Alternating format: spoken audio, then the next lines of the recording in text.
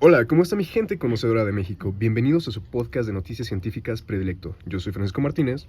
Y yo soy Sofía Samaniego. Y esto es Correos de México, donde las noticias sí llegan. ¿Cómo te encuentras, mi apreciable bachiller Martínez? Muy emocionado, muy contento. Es nuestra última emisión del año 1882 y para el año que viene llegan cosas muy interesantes. Año nuevo, planes nuevos. Nuevos proyectos y retos que plantea la educación de nuestra recién configurada nación. Por ejemplo, mucho se habla últimamente sobre el campo de la ciencia y la educación. ¿Quieres contarle un poco más a la audiencia? Con todo el gusto. Nuestra emisión está dedicada al recién concluido Congreso Higiénico Pedagógico, que se realizó en la Ciudad de México, en donde pareciera que la educación y la ciencia tienen poco o nada que ver. Pero para iluminarnos al respecto, vamos a dar inicio a la transmisión de hoy. Desde que inició el Congreso en enero, le hemos dado seguimiento, y después de casi un año, el Consejo de Salubridad lo dio por concluido. Así es, y aquí les traemos todos los pormenores de las decisiones que se tomaron. Pero dígame, licenciada Samaniego, ¿es usted experta en el tema? Realmente no, pero sé quién sí. En exclusiva, para Correos de México, el doctor Ildefonso Velasco, presidente del Consejo de Salubridad y del Congreso Higiénico Pedagógico de México. Velasco no pudo venir. Vino un tal doctor Cuellar. ¿Y él fue al Congreso? Dizque, Okay. ¿Conoce a alguien que haya ido? creo que es su cuñado. Su cuñado. Bueno, creo que con eso va. Bueno, okay. El primer invitado a presentar es el doctor Javier Cuellar. ¿Cómo se encuentra? Bachiller Martínez, licenciada Samaniego, me encuentro muy emocionado de estar en este espacio. Gracias por la invitación. Pero no es nuestro único invitado. La salud no fue el único tema que se trató en el Congreso. La educación era el otro eje rector. Y nuestra segunda invitada, que nos hablará al respecto, es la profesora Evelyn Guerrero. Buenos días, ¿cómo está? Primero que nada, gracias por la invitación. Estoy muy contenta y muy ilusionada con el tema. Siento que son pasos gigantescos si es que queremos abrir los horizontes de la escuela como un espacio seguro para el profesorado, familias, pero principalmente para mis estudiantes y todos los demás que a diario buscan aprender más. Qué bueno que menciona eso, profesora, porque es justo con lo que quiero comenzar el programa. En su experiencia en la enseñanza, ¿qué problemas tienen las escuelas actualmente y cuáles son las implicaciones que conllevan estas problemáticas? Uy, no sé por dónde empezar. Son demasiados problemas los que he percibido. Incluso son varios en una sola aula. Considero que el más obvio son las instalaciones, esas antiguas vecindades, iglesias y conventos que se toman y medios que se transforman en escuelas. Tienen muchas deficiencias, no hay ventilación, casi no entra luz, no tienen sanitarios, ni cuentan con acceso al servicio de agua o atención médica, además de que hay demasiados alumnos en espacios muy reducidos. Todo eso, como es de esperarse, perjudica el aprendizaje, porque no son condiciones óptimas para poder llevar a cabo la enseñanza y al mismo tiempo pone en riesgo la salud de los estudiantes, que a largo plazo se traducirá en un riesgo para el futuro del país. Entiende, profesora. Ahora, quizá los que nos sintonizan por primera vez no entienden el papel de los médicos en la escuela. Por ello, nos acompaña el doctor Cuellar el día de hoy.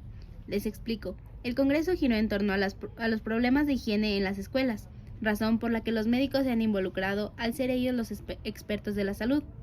Díganos, doctor Cuellar, ¿las condiciones mencionadas por la profesora afectan a la salud pública o se limitan a un problema en el aula? Pero por supuesto que estas condiciones afectan más allá del aula. En esos lugares húmedos y oscuros es donde los más recientes estudios han demostrado que proliferan con alarmante facilidad enfermedades con alto índice de mortandad, y si los estudiantes, que de por sí, tristemente, en muchos casos no están ni siquiera bien alimentados ni bien aseados, meterlos apretados con otros niños que pueden portar una enfermedad en un espacio tan reducido, convierte a la escuela en un foco de infección para los otros entornos donde conviven. Por ello, no solo es preciso llevar la salud personal al aula, sino que debería considerarse extenderla a otros ámbitos de la vida cotidiana. ¿Y eso en verdad es una problemática de gravedad? Digo, ¿no acaso la escuela es un lugar donde se aprenden conocimientos para el desarrollo de los alumnos que a la larga se convertirán en el futuro del país? Te sorprendería, bachiller, el impacto de esta falta de medidas. Nuestros datos nos dicen que las muertes de menores de 15 años representan hasta el 50% de los decesos en México. Hemos detectado casos de tuberculosis, tifo, viruela y demás enfermedades infectocontagiosas que son mortales. Bueno, pero afortunadamente las disposiciones del Congreso pretenden traer importantes avances para mejorar estas condiciones y esperemos ese porcentaje pueda disminuir. Fue una muy buena idea del Consejo Superior de Salubridad convocar a este Congreso, que como ya mencionamos hemos seguido hasta ahora, que ya es plan en marcha y además va de la mano con el avance de la pedagogía. Claro, licenciada, no se debe desamparar a la educación y menos en las condiciones que nos menciona, porque uno de los objetivos del Congreso precisamente es tener generaciones vigorosas, capaces de trabajar y defender a la nación. En este sentido, ¿qué nos podrían comentar sobre los demás puntos que se trataron en el Congreso? Por ahí se ha escuchado que la higiene no es solo lavado de manos y aseo personal, sino que abarca el desarrollo físico y muscular de los alumnos. Profesora Guerrero, ¿usted piensa que es pertinente una modificación de esta índole? Me parece que a pesar de lo joven que es este proyecto y de las muchas posibles dificultades que podrían presentarse al implementarlo, la inclusión de la actividad física podría ser un acierto más que cualquier otra cosa. El concepto de higiene, como ya bien mencionas, está entendido a medias por el público en general. No sé si el doctor Cuellar quiere ampliar este concepto y después yo retomo el argumento. Pero claro, sin ningún problema. Miren, de forma muy breve, la higiene tiene que ver con el cuidado personal, pero ahí mismo es donde está el meollo del asunto. El cuidado y desarrollo físico también forman parte del cuidado personal. Por ende, la higiene abarca ambos, limpieza y ejercicio. Para no complicarnos, ese va a ser el concepto que vamos a manejar como parte de lo que el Congreso considera como higiene. ¿Está de acuerdo, profesora? No podría haberlo resumido en términos más claros para el público en general que nos esté escuchando. Definitivamente así es. Debemos considerar el ejercicio como una parte de la higiene. Ahora recordemos que la finalidad de la institucionalización de la educación pública es tratar de homogeneizar la formación de los niños de México.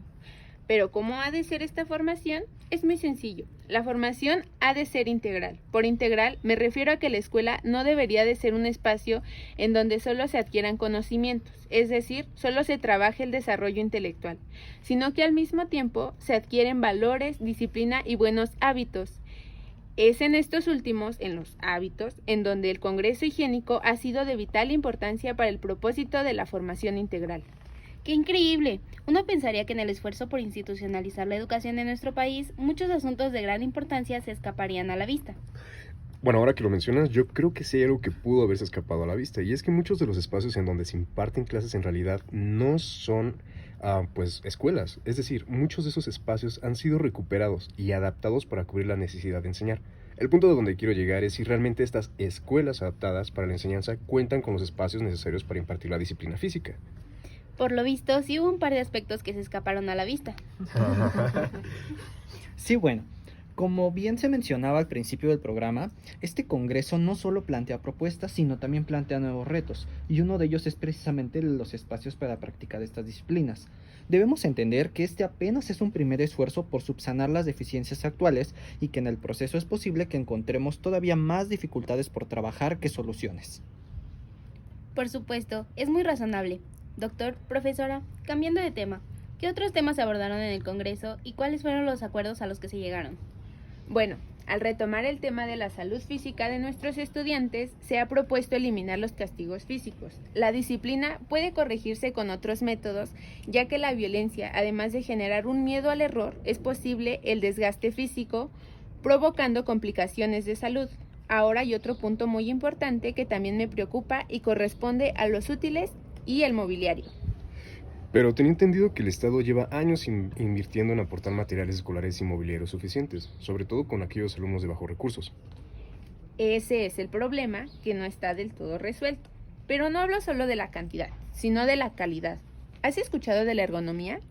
Yo sí un poco. Si me permiten, puedo hablar al respecto. Por favor, adelante, doctor. Pues bien, la ergonomía la podemos entender como una propiedad del mobiliario que no solo se enfoca en hacer cómodo al mueble como tal, sino ajustarlo a las necesidades del usuario. Eso ayuda a tener una correcta postura, reduce el estrés y mejora la concentración, entre otros beneficios. No hablamos de comodidad en sí. Consideremos que en la educación todo suma o todo resta, entonces mejor que sume, ¿no? Permitamos así al alumno concentrarse en sus lecturas y no en el dolor de espalda que tiene por los muebles viejos. Exactamente. Muchas gracias, doctor. En muchas escuelas improvisadas se reutiliza mobiliario de los monjes y frailes, adultos, a su altura, su tamaño, y por el corto presupuesto de algunas órdenes a materiales de muy baja calidad, los alumnos necesitan butacas acordes a su tamaño, en las que no estén colgando sus pies y que tengan útiles adecuados también.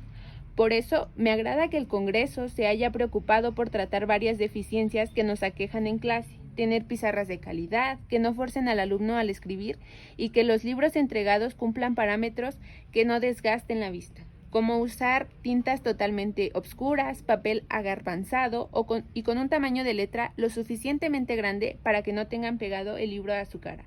Se hará uso de la luz natural, pero a la vez cuidando su vista. De verdad me emociona mucho la espera de que mis estudiantes tendrán sus sanitarios con ventilación, así como las aulas y los patios, que serán un espacio abierto para la realización de actividades físicas, juegos, etc. Procuraremos mantener la mente sana en un cuerpo sano. En verdad estoy anonadado con todos los temas a tratar. No imaginaba que los avances de la ciencia pedagógica fueran tan amplios y quisieran abarcar todos estos detalles. Me hace admirar cada vez más su labor como educadora. Muchas gracias por tu comentario, pero te seré muy franca. Siento que aún está muy desvalorizado mi trabajo y aún con este congreso tan progresivo, siento que las profesoras mujeres quedamos relegadas. De hecho, solo entraron profesores y médicos y a las profesoras se nos hizo a un lado y tuvimos que escuchar el congreso fuera de ella, de forma clandestina, como dijeron algunos hombres. Eso me interesa mucho, porque también en la prensa habemos mujeres subestimadas. Con mucho gusto, licenciada. Aquí traigo los datos de la conformación del congreso. El doctor Ildefonso Velasco, presidente del Consejo de Salubridad, convocó a 67 especialistas de todo el país, de los cuales asistieron 38 de ellos, todos del sexo masculino. Puedo entender que pocas mujeres ejercen la medicina, pero un gran número de docentes somos mujeres, y me parece que nuestra opinión era más que necesaria para muchas decisiones. Lo que me sorprende es que sí hubo una intención de incluirnos en el mes de marzo, propuesta por el doctor José Rodríguez y Cos, pero la moción fue rechazada, 21 votos en contra por 17 a favor. Totalmente de acuerdo, profesora. En este pequeño lapso no ha dejado dudas de que nadie conoce mejor las carencias de la instrucción pública como los docentes. Muy de acuerdo, pero déjenme interrumpir tantito porque casi llegamos al final de la emisión. La profesora Guerrero ya nos hizo reflexionar sobre la participación femenina en estos espacios de diálogo. Doctor Cuellar, ¿alguna consideración que quiera compartir adicionalmente? Por supuesto que sí. Hay una problemática que me da vueltas en la cabeza todos los días y es la desinformación generalizada respecto a estos temas de salud pública. Ese fue justamente uno de los temas que motivaron la conformación del Congreso mismo, y debo ser muy directo. Existe mucha desinformación en cuanto a los temas de salud en nuestro país, y si bien es una disciplina muy extensa, la salud dentro del salón de clases es una cosa y la salud de la población infantil es otra. Pero las exigencias actuales de la educación las ponen en un mismo lugar, lo cual solo significa una cosa: nuevos retos a cumplir. Ahora tenemos un alto índice de mortalidad y de contagios entre la población infantil. ¿Qué debemos hacer entonces para comenzar a tratar de bajar estos índices? Muy fácil: acatar las indicaciones de los médicos expertos en la salud y de los profesores, ya que ahora trabajamos en conjunto. Cuando lo ponen así hasta parece demasiado obvio. Suena algo muy lógico y fácil, pero al mismo tiempo siento que es algo que se da por hecho y que no nos ponemos a pensar ni siquiera nosotros como padres de familia. Es correcto, Bachiller Martínez, y qué bueno que lo mencionas, porque el primer paso para la prevención es la información, y en la forma de informar está todo. Tiene que ser accesible y práctica. Por ello, uno de los objetivos finales del Congreso fue generar un material llamado la Cartilla de Higiene Escolar. Seré muy breve al respecto. Se debatió mucho sobre los elementos que deberían conformar dicha cartilla y se determinó que el documento debería contener información primero sobre las enfermedades más comunes que existen en la población infantil y sus características. Esto con el propósito de que los padres de familia detecten los síntomas y aíslen al niño para evitar contagios y posibles pérdidas.